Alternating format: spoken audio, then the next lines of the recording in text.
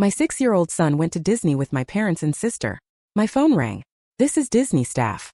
Your child is at Lost and Found. Shaking, my son said, Mom, they left me and went home. I called my mother. She laughed. Oh really? Didn't notice. My sister chuckled. My kids never get lost. They had no idea what was coming. My 6-year-old son went to Disney with my parents and my sister. Then my phone rang. This is Disney Guest Services. Your child is at our Lost Children's Center. I couldn't believe it. My little boy, Tommy, had been left behind. Through shaky phone lines, he sobbed, Mom, they left me, they went home. I immediately called my mother. She laughed lightly. Oh really? Didn't you notice? My sister chimed in with a chuckle. Our kids never get lost, they insisted. But they had no idea what was coming. That June morning, the sun shone brightly over North Rexford Drive in Beverly Hills, where impressive mansions lined the street. Jennifer me watched my husband Michael drive off to work in his cherished Lexus RX.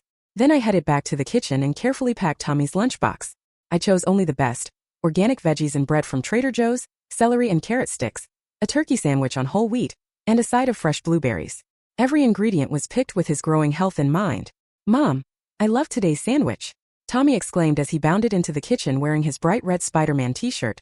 His face lit up with joy. I gently patted his head and slid the lunchbox closed. What are you learning today? He asked eagerly. Math. And we're going to read some English books too, I replied, remembering the teacher's words. Tommy puffed out his chest proudly. Even though he was only in first grade, he was already reading at a second grade level. While our education-minded approach played a part, it was really his naturally curious nature. This peaceful morning was typical for our family.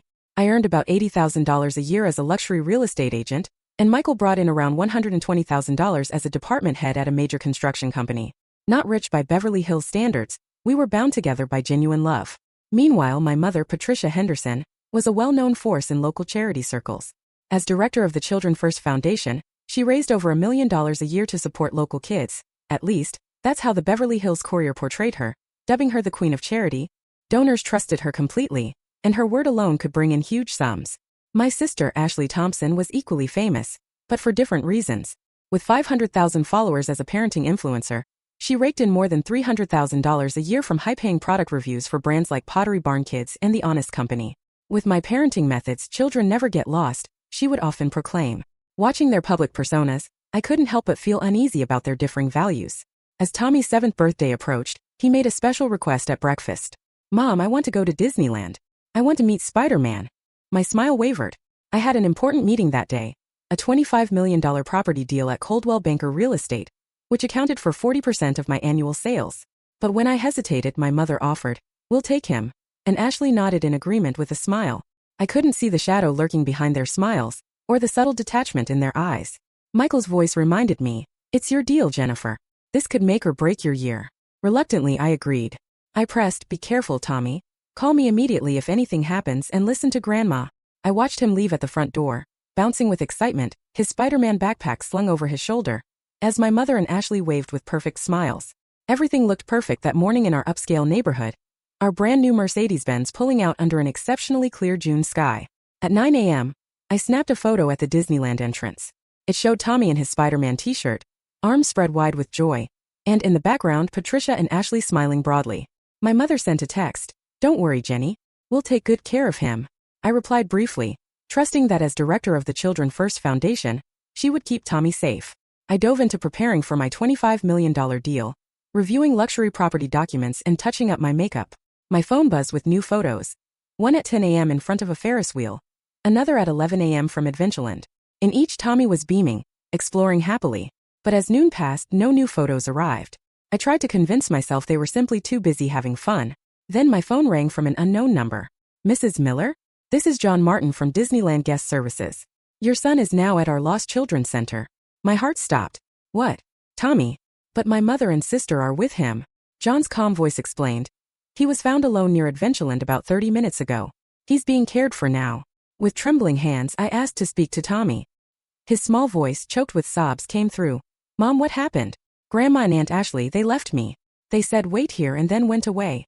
His Spider-Man t-shirt was stained, and his face was streaked with tears. Anger and disbelief surged through me. I immediately called my mother. The phone rang several times before a bright, almost detached voice answered. Oh, Ginny, what is it? Mom, where's Tommy? Isn't he still at Disneyland? I demanded. Her tone remained casual, and in the background I could hear Ashley's voice. My children never get lost. Those words turned my vision red. Mom, Tommy is at the Lost Children Center because you abandoned him. I couldn't believe it. Abandoned? Surely not, we didn't mean to. I got a call from security. They have everything on the surveillance cameras, she replied. A long awkward silence followed. Ginny, are you doubting me? I'm the director of the Children First Foundation. I would never abandon a child, she said before hanging up. I immediately called Michael. I'm coming to Disneyland right away, I insisted. Michael tried to reassure me. You have that important meeting. I'll handle it. His voice, normally so controlled, betrayed a simmering anger.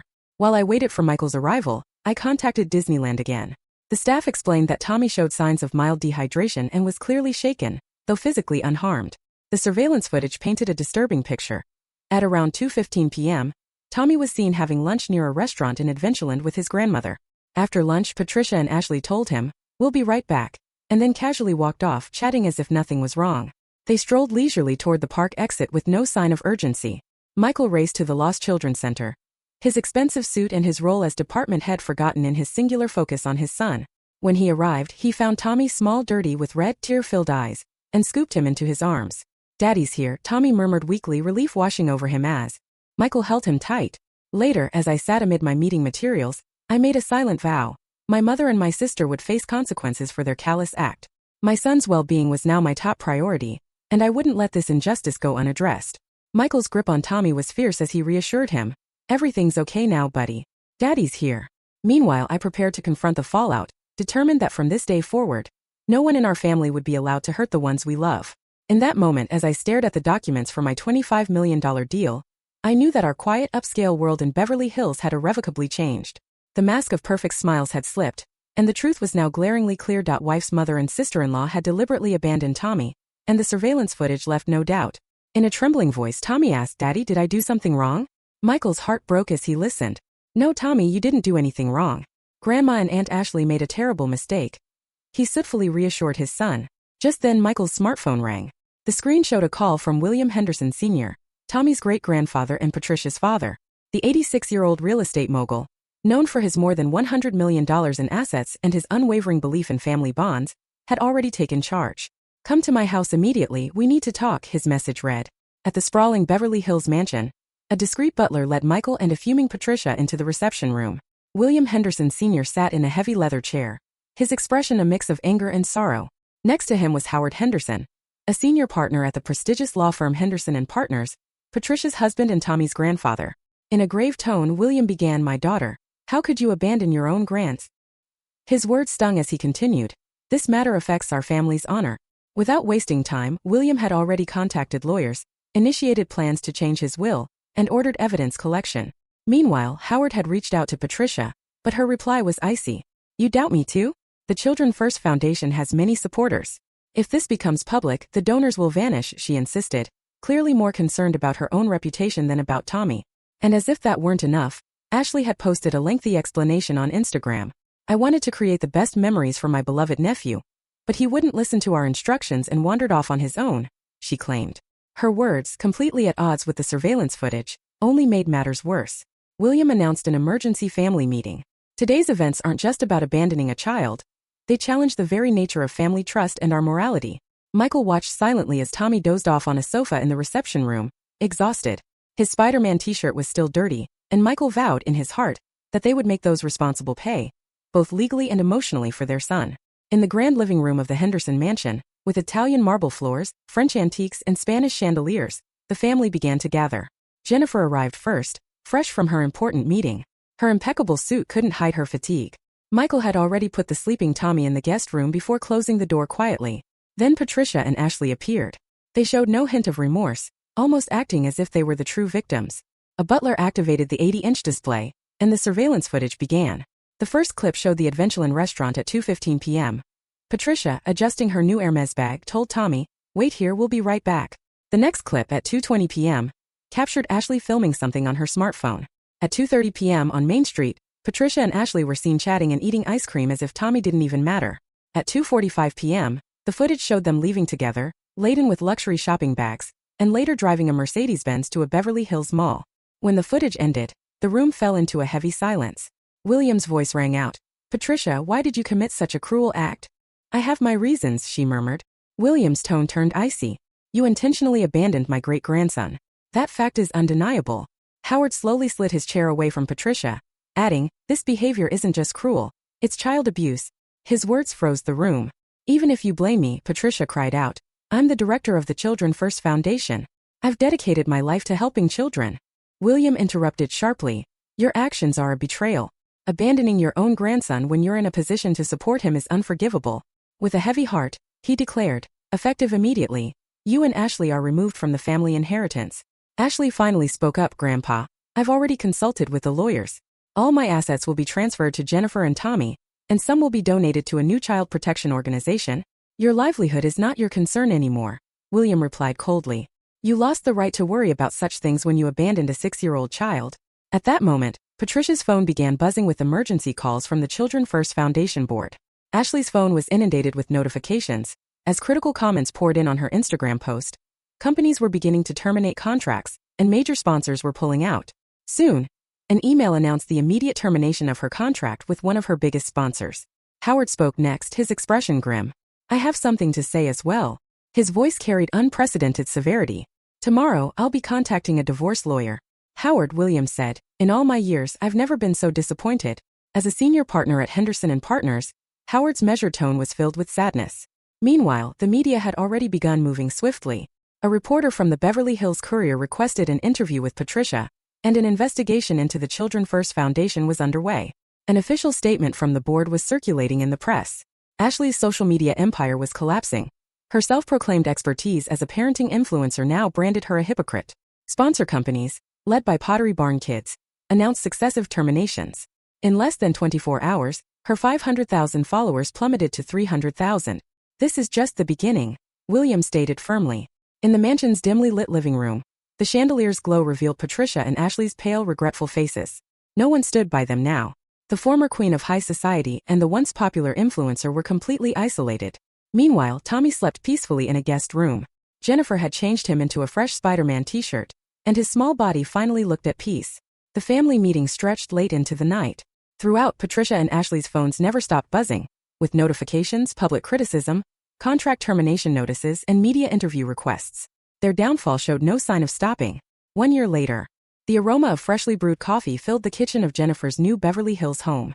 "Mom, make a sandwich for Dad too," Tommy cheerfully called out in his Spider-Man pajamas, peering at Jennifer's hands from across the kitchen island.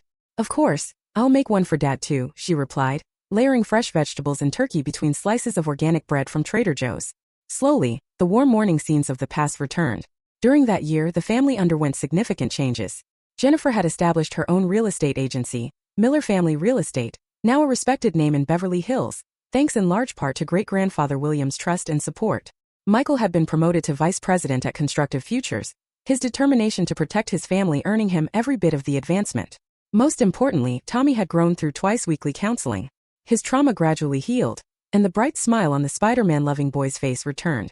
One day as Tommy said, "Mom, I'm okay now," Jennifer couldn't help but cry. Meanwhile, Patricia and Ashley's downfall was even more dramatic than anyone expected. The Children First Foundation dismissed Patricia, and major donors unanimously withdrew their support, declaring, "We cannot accept someone who abandoned a child to lead our organization."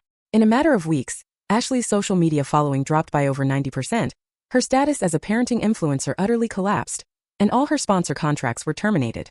Once living a glamorous life with an annual income of $300,000, she now reportedly resided in a modest apartment in the San Fernando Valley. Patricia, stricken with depression, rarely left home, while Ashley, unable to find new work, spent her days isolated. They had brought this on themselves. Howard's words, though cold, rang true. After the divorce, he maintained his position as senior partner at Henderson and Partners and began a new chapter in his life. Every weekend, the family gathered for dinner, a quiet reminder of what had been lost and what slowly could be rebuilt. T. Williams Mansion. The 86-year-old real estate mogul cherished every moment with his great-grandson Tommy above all else. "It was the wisest decision of my life," Williams declared about changing his inheritance. He announced that most of his assets, over $100 million, would be entrusted to Jennifer and Tommy, with part of the fortune used to launch a new child protection organization called the New Dawn Foundation. The name embodied the family's determination to greet each new morning, drawing strength from the painful experience of abandonment. The foundation would focus on providing emotional care for children, and Jennifer now served as one of its directors. "I've learned the difference between genuine love and false love," Jennifer said in an interview. Our foundation will fight against the cruelty hidden behind superficial kindness and stand up to adults who hurt children just to boost their social status and appearances. That Beverly Hills morning, the sunlight shone as brightly as ever. When Michael stopped by the family home before work, Tommy ran to him joyfully, his new Spider-Man t-shirt gleaming in the light. "We're going to Grandpa's house tonight, right?" he asked. The three of them nodded with smiles. Their bond with Howard had grown deeper after the incident. His love for his grandson had become more sincere than ever. Inside, the comforting aroma of homemade sandwiches filled the kitchen. On the living room wall hung a framed message from the New Dawn Foundation. "Protecting those we love sometimes requires painful choices, but those choices bring forth a new morning." These words quietly told the story of their journey over the past year. Outside, the California sun was rising, a symbol of both an ending and a new beginning. It was the light heralding the dawn of a new story, one guided by genuine love.